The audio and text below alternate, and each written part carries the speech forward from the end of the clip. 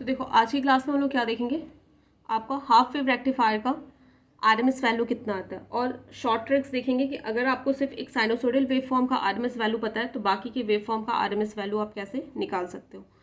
तो देखो half wave rectifier का वेव फॉर्म कैसा आता है, इस तरीके का आता है। तो इसका टाइम पीरियड का कितना हो जाएगा, देखो कौन से वेव फॉर्म का पार्ट बार बार रिपीट कर रहा है अपने आप को, यहाँ से लेके यहाँ तक, 0 से लेके 2π तक, फिर से यही पार्ट फिर से रिपीट होगा, फिर से यही पार्ट रिपीट होगा, राइट। तो इसका टाइम पीरियड यहाँ पे कितना हो जाएगा आपका, 2π हो जाएगा। क्योंकि देखो ये वाला जो आप वेव फॉर्म देख रहे हो ना, यहाँ से यहाँ तक 0 से लेके 2π तक, यही वाला पैटर्न फिर से रिपीट होगा क्या, यहाँ से लेके फिर कितना हो जाएगा 4π तक, फिर यही वाला पैटर्न फिर क्या होगा, फिर से रिपीट होगा। तो यहाँ से लेके जो पैटर्न बार बार जो रिपीट हो रहा है वही क्या होता है, आपका टाइम पीरियड हो जाता है। तो यहाँ पे टाइम पीरियड कितना हो जाएगा, 2π। आपका आरएमएस वैल्यू का आपने फॉर्मूला पढ़ा था, राइट। कितना होता है, √1/t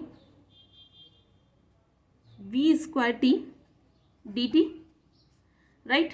ये आपका क्या हो जाता है, टाइम पीरियड हो जाता है। अगर आपका टाइम पीरियड 2π है तो ये कहाँ से लिमिट कहाँ से कहाँ तक हो जाएगी, 0 से लेके 2π तक।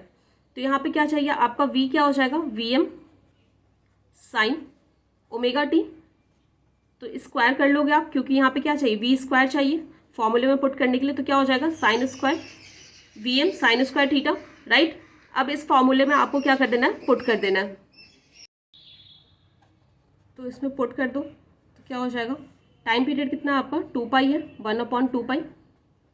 लिमिट कहाँ से कहाँ तक लोगे, 0 से लेके 2π तक, Vm² sin² theta d theta, right.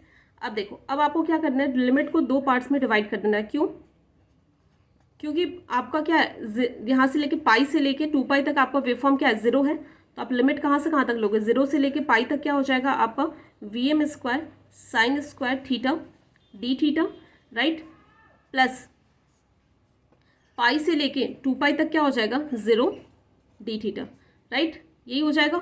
उसके बाद देखो अब क्या करोगे आप,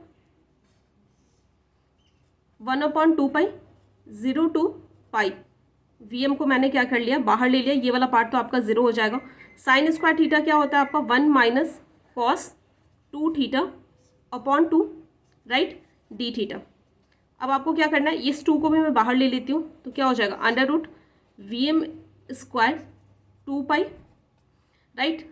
इसका इंटीग्रेशन कितना हो जाएगा, थीटा माइनस sin 2 θ/2, और लिमिट कहाँ से कहाँ तक हो जाएगा, 0 से लेके पाई तक, राइट। अब आपको क्या कर देनी है, लिमिट पुट करनी है।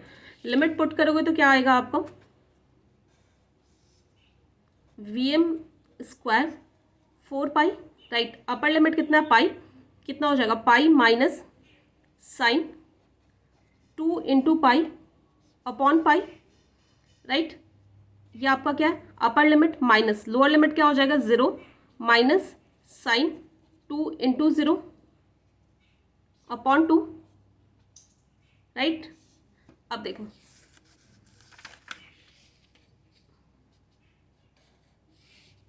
क्या हो जाएगा, Vm² 4π, पाई, ये वाला टर्म क्या हो जाएगा, 2π कितना होता है, 0 होता है, तो ये 0 हो जाएगा, ये भी क्या हो जाएगा 0, ये भी 0, ये पूरा टर्म क्या हो जाएगा आपका 0 हो जाएगा।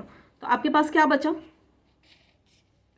Vm² 4π × π, तो पाई से पाई कैंसिल आउट हो जाएगा, क्या कितना हो जाएगा, V/2, क्योंकि ये आपका क्या है, रूट है, अंडर रूट है, तो क्या हो जाएगा V/2। तो जो आपका हाफ वेव रेक्टिफायर होता है उसका जो आरएमएस वैल्यू आता है कितना आता है, 0.5 कितना आता है, Vm आता है, ठीक है। तो इस तरीके से आप क्या कर सकते हो, आरएमएस वैल्यू फाइंड आउट कर सकते हो। यहाँ तक तो हो गया। अगर बाय द वे जैसे मान लो कि आपके पास डायरेक्ट क्वेश्चन आ रहा है कि you have to find the RMS value of this given wave form, sorry you have to find the RMS value. अगर आपको Vm की वैल्यू दे रखी है और आपको बोल रखा है कि ये आपका कैसा वेव फॉर्म है, हाफ वेव रेक्टिफायर है, और आपको इसका आरएमएस वैल्यू निकालना है, और तो आप इतना तो लंबा प्रोसीजर नहीं करोगे क्योंकि ये आपका क्या डेरिवेशन है। तो आपको बस कितना याद रखना होना चाहिए, 0.5 Vm याद होना चाहिए। अगर बाय द वे आपको ये याद नहीं है इक्वेशन, तो आप कैसे इसकी वैल्यू डायरेक्ट निकाल सकते हो वो अब हम देखेंगे। तो हो गया। तो ट्रिक देखने से पहले लेकिन हमारे पास दो और अभी बाकी है, एक स्क्वायर वेव फॉर्म का और एक रेक्टेंगुलर वेव फॉर्म का आरएमएस वैल्यू क्या होता है, तो वो हम लोग देख लेंगे, उसके बाद ट्रिक देखेंगे। तो हम लोग नेक्स्ट वीडियो लेक्चर में आपका देखेंगे कि स्क्वायर वेव और आपके रेक्टेंगुलर वेव फॉर्म का आरएमएस वैल्यू कैसे निकालते हैं।